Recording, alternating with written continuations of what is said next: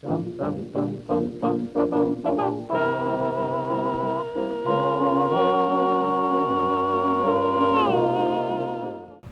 kulay na pink.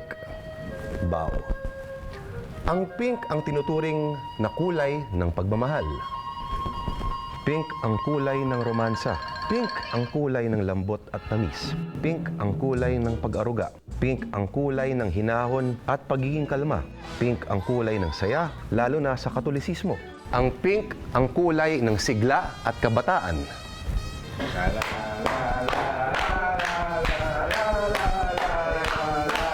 Pero alam niyo ba, noong unang panahon, ang pink ay hindi naman talaga tinuturing na kulay na pangbabae.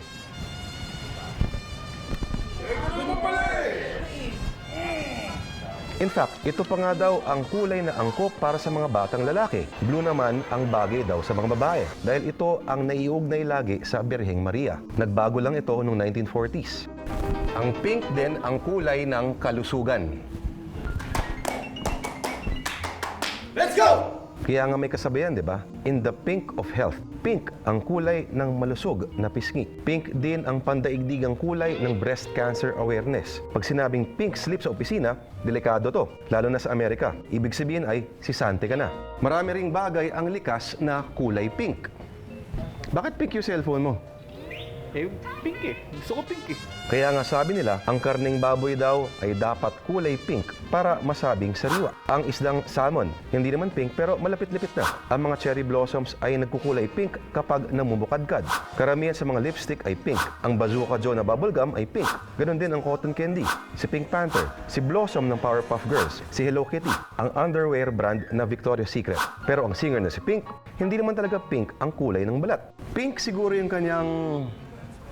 Ano nga? Pero alam mo, baka pink nga.